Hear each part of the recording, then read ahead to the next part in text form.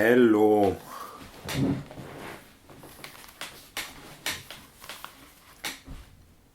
Welcome to my YouTube channel. Please subscribe,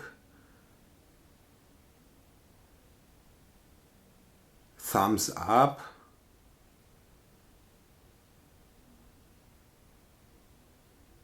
and comment, but only good comments. Okay. Yeah, I was told to read this, and the video here, this video that is now running, is about a question that might be asked or might just float around in space and not be asked actually. The question is, how much shall I train? And now there are many layers that I want to discuss. First of all, about the formulation of the question, how much should I train? How much shall I train? How much do I have to train? Formulations like this. Can we formulate it differently? If we would formulate it like this, could we formulate it differently? And formulate it less as an imperative. So meaning less of a must, of a have to, of a should. This is something we want to explore. And this is actually a general principle that we are talking about. Getting away from this outside imperative, using less must, less have to in our language, using a more empowered language that acknowledges that you are the authority in your life and not a mysterious outside entity. So how much do we train? How much do we practice, or how much do you want to practice? Is always a very individual answer.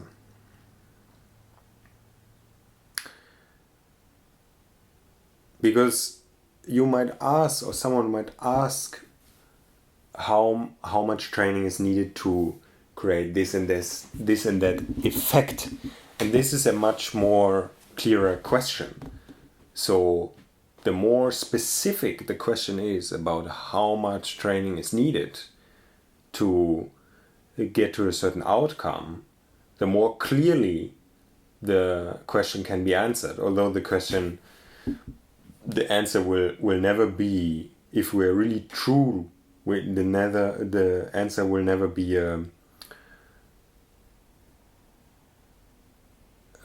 generalized answer, but in the end it always needs to be individual. So if someone is saying he wants to reach like a certain number in a lift, for example, how much training is needed to get there effectively, this would be probably much easier to answer than the question of just how much practice is needed in general, or how much training is needed in general. Because actually the answer is there, if you ask again in the way of have to or should, how much should I train, then the answer would be 0 hours. You don't have to train or practice or something like this. It's not an imperative in life to do this. It's not a must. And if we have understood this, then we can go to the question much more clearly and realize that I need to ask this question to myself. And I might need to figure out first some some things about what do I actually want from the practice. Is this clear for me or not? It doesn't need to be clear, but just inquiring into this. Do I have something like a clear goal, or something some clear intention, or is it more vague? And as I said, there's no right and wrong in this, but the answers will be different. Let's say if I'm more vague, if I just enjoy the practice, but it's not that I'm working towards a certain thing, or like not in the sense of like concentrating on it, like grabbing and holding it, but more in the sense of I'm walking this path and I'm enjoying walking this path, then the amount of practice, the time amount, can be vary tremendously. There can be phases where more time is devoted to it. There can be phases where there's less time devoted to it, and this is clearly very, very individual. Someone that is competing or performing might get a much more clear answer, a much more strict answer to this, that is based on the information that is already there through other people that have walked a similar path. Yeah, so if you are a physical performer in any way, or in any way training for a competition or performance, like a artistic performance, or also performance in your work, there could be something like a firefighter or a soldier.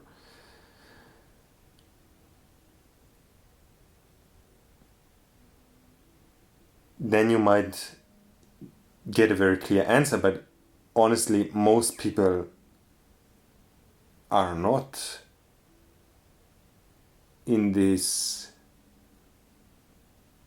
practicing in this sense.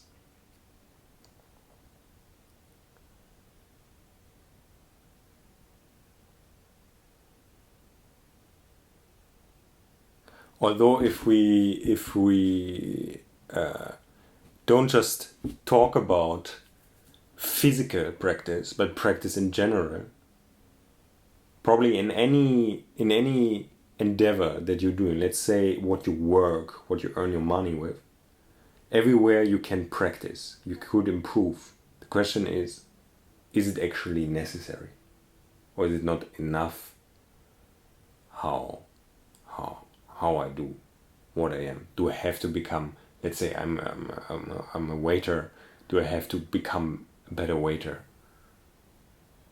I'm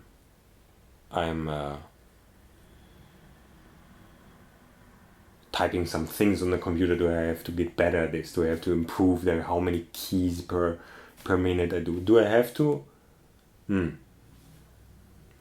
I don't, but maybe some feel excited about it, improving here. But still, like, often it's not a must. Like, only when you start with work, then it's a must to get trained, and then you reach the level that is sufficient to do your work, and then to improve from there, that's your decision. Because before that, it's a requirement to do the job, and after to become better than average is a decision, if you want to become better than good enough. And the work from Anders Ericsson is very important in this regard, and he points out also this, that mostly we are acting in life with good enough, with things that we do it good enough, so that's that we get by. Like if you brush the teeth, it's not that you practice brushing the teeth. You're not trying to get better usually.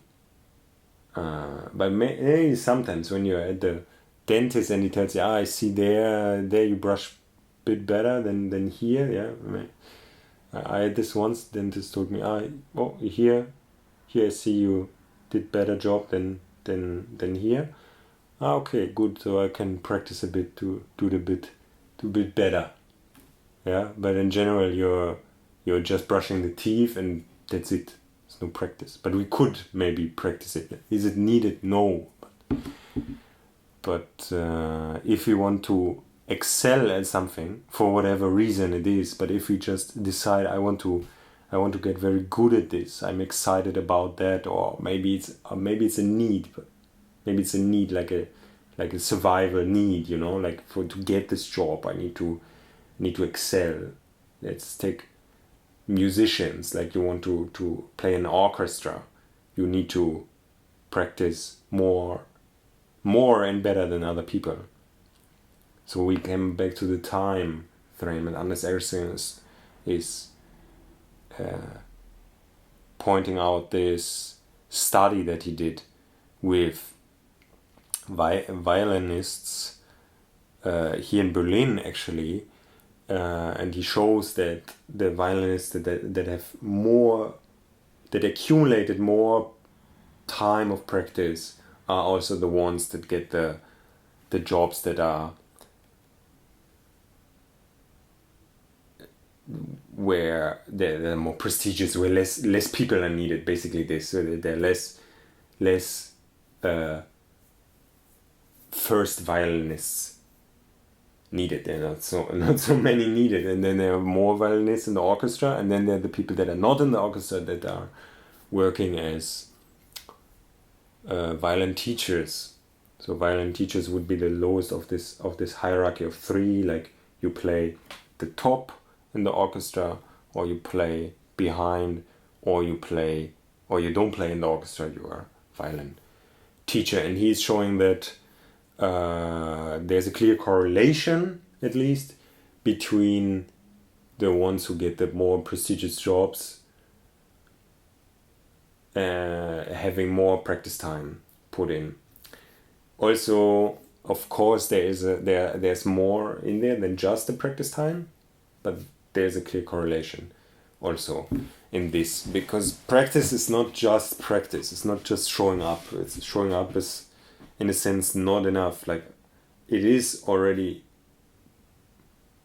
not bad, but it's not enough. Like, you need to practice mindful or deliberate. You can also call it, like Anders Ericsson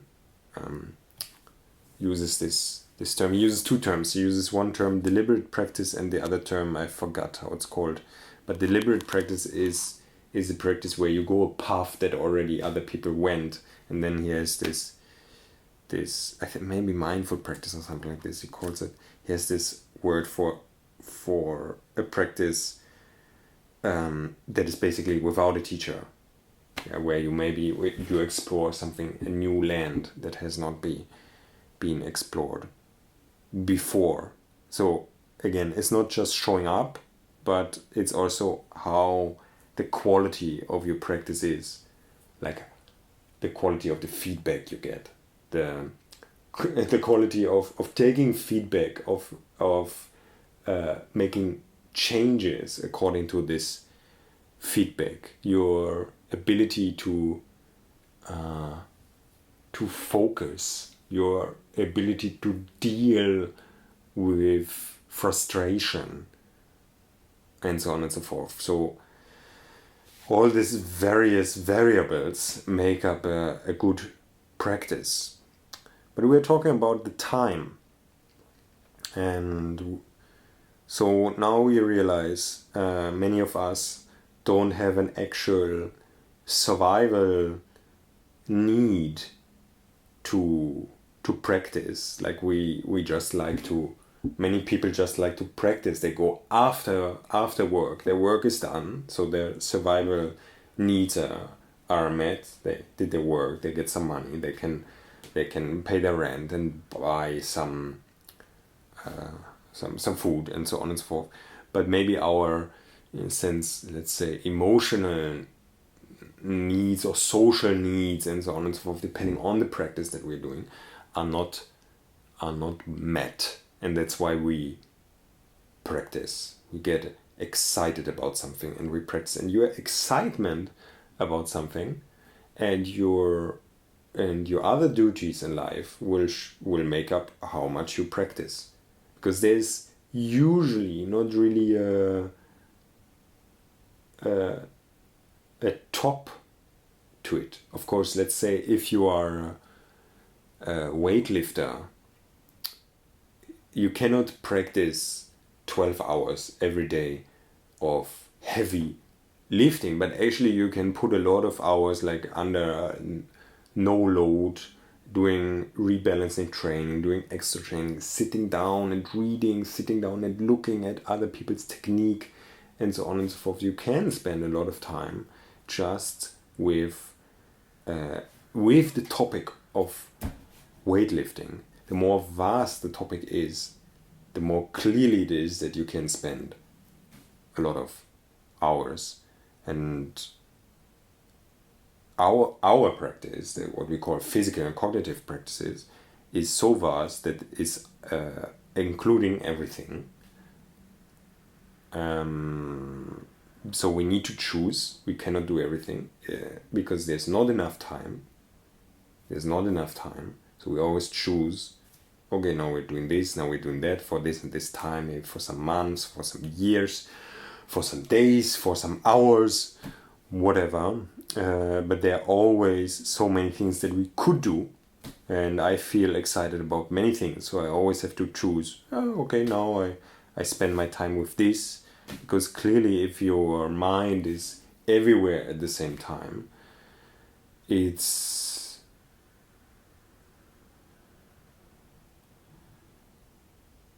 difficult to walk, in a sense, linearly, because something is happening when your mind is everywhere, when you have this global approach. But then we go into the focused view and we practice some things and don't look so much at the other things. The metaphor that I always use is you look at the whole forest, then you look at the tree, one tree, you look at all the details, look at the leaves and the branches and all the small stuff, and then you look again at the forest and you do a back and forth of this, always getting again this overview, this general view, and then going back into the details, seeing what you cannot see when you look at the whole forest. And when you look at the whole forest, you see what you cannot see when you just look at a tree. And out of this back and forth, the landscape takes shape.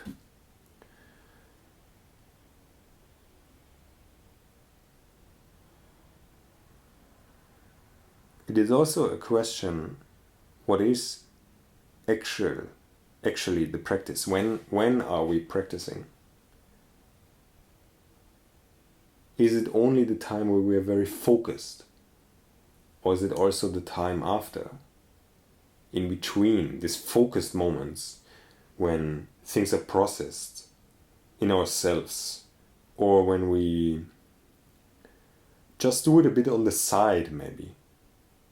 We also know the phenomena that we practice for a while, something very focused, for weeks, for months, and then we stop for a while, a week, 2 weeks, a month maybe even, and we come back to it, and suddenly there's an improvement.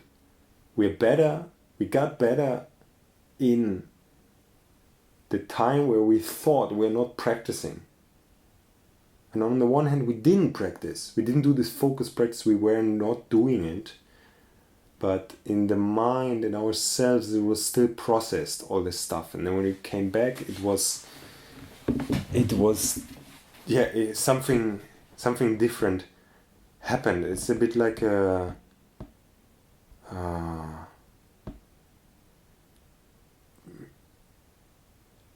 dough or a certain dish that you cook and you make it, and you have to put it there, and it needs to work by itself for some time, and then when you come back and something happens and you can process it, you can do the next step. Like a cheese that you prepare and then you just put it there to get more of a taste through time.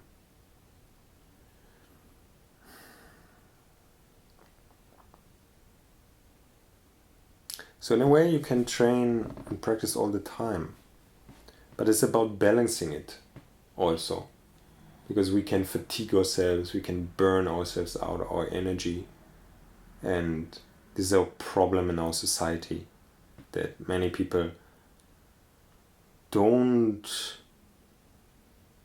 realize when energy is taken from them and they are not getting the same energy back as the energy that is taken. And now there starts to be more and more talk about self-care and how important the self-care is.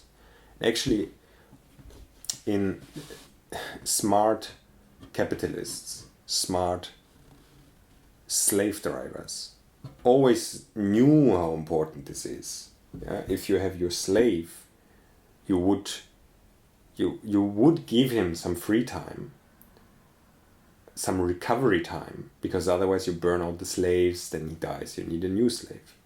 So the slave driver pretends to be a nice guy, giving some lead time to the slave, some recreational time, so he can actually benefit more from the slave. And same was done in the industrial age with the workers. Same was done with the land owners taking away from the farmers. You don't take all away from the farmers. You leave exactly to the farmers what they need to continue. So next year you can take again. Okay, so we realize that this is common knowledge.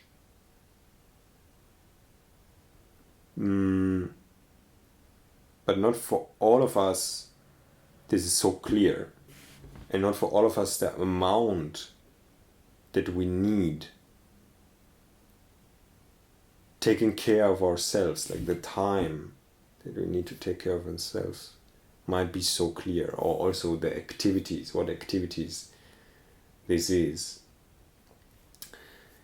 And because this was or is under a lot of attack in the recent years because of connectivity, because people work in jobs where they're so connected all the time, they can be reached all the time, they cannot shut off, relax, rebalance, and go back to the practice.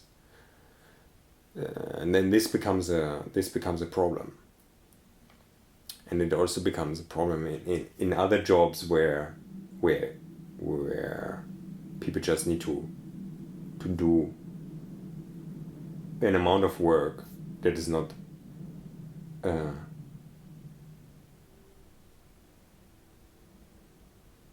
healthy to sustain. But this is for a long time already. This is for thousands of years already. It exists.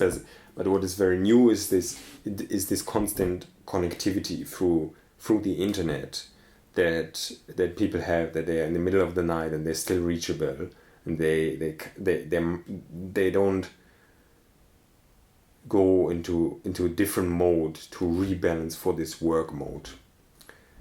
Think about your practice as similar, that to sustain a practice for a very long time, for your whole life, it needs to be balanced with the rest of your life. I've trained for many years like trained focused training. Yeah, a lot, like 6 hours up to 10 hours. Also sometimes did my last session at 11 or 12 in the night. Until the point I realized, okay, now it's I cannot sustain this anymore, to do this 6 days a week. Also because all my other responsibilities went up in the time they needed. My teaching responsibilities, my responsibilities of taking care of other people, of trying to formulate this thing that we are doing for people so they can participate. And also the very, very, very biggest responsibility that I have, my son that is now almost 2 years old, changed completely how I practice, how I approach this, how my life is scheduled, how my life is working. So everyone that is watching this and has kids will completely understand how a kid is changing it completely. And everyone that has no kid will probably not understand, because I realized that before I had a kid, I didn't know this world. I didn't understand all of this. And suddenly, boom, I understood a new world that I couldn't understand before. And so many things that maybe didn't make so much sense to me before suddenly made so much sense. Suddenly I felt that all these things where people try to minimize the amount of time for practice, suddenly I realized this makes sense from this standpoint, where you have actually very, very little time and you just try to get a certain thing out of it, like these gyms that do some stuff with electrical cords and blah blah blah, where you just go like 10 minutes or 20 minutes a week. You just go once a week, it's 20 minutes. For me it always felt like super ridiculous, and it's still, in a sense, like this what I just told, it still seems for me ridiculous, but I also on the other hand understand that, okay, you just want to stay in a certain shape, get the benefits from it, and you don't care actually about practicing, but just about the benefits from the practice. So this is what a lot of companies advertise, that there is no, like, to reducing the time of the actual practice but getting all the benefits. That never works in reality. The reality doesn't work like this. You cannot reduce the time massively and get the same results. This is not possible. Only if you practice before bad, and then after you practice much better, then you can reduce the time. Indeed, yeah. If I practice 10 hours a week mindlessly without any knowledge about what I'm doing, and then I get knowledge, I get very focused on what I do, suddenly in 2 or 3 hours I get actually the same than from 10 hours before. That's very clear, and this is about focused work and working properly. But all these companies are usually advertising something that is not true, where you actually don't have to put the effort in. Yeah, it's not that you go and you're super focused for this 20 minutes, it's just you do some blah blah blah blah. Yeah, it's just advertisement, and you get some benefits in the 20 minutes. It's probably better than not doing it, and that's also a thing to acknowledge. Showing up once in your life for something is more than never showing up at all. Something can happen when you just go one time. Something can happen. Something is happening. But also we need to acknowledge that if you go for 20 minutes and put some electric cords around your body and get some stimulation, or whatever is happening, this is not at all to be considered something similar to an actual practice. So how much is there a need to practice? Very, very individual. When you have a clear goal that you have to get to, certain abilities that you have to create, or certain fitness, then the answer will be more clear, but very individual, depending on what is your current state and what are you actually trying to achieve. But as most are more interested actually in the practice itself, although you might formulate clear goals, and then for these clear goals there is, okay, you do this 3 times a week, blah blah blah.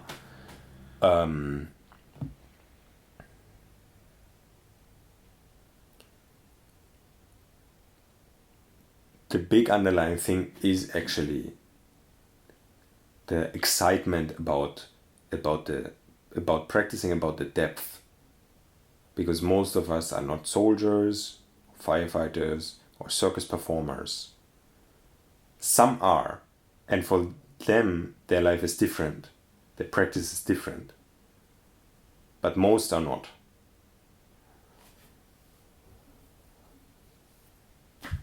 Okay. Thanks for listening. If there are any questions, let me know. But in a sense, maybe there are not many questions, because I gave such a general answer that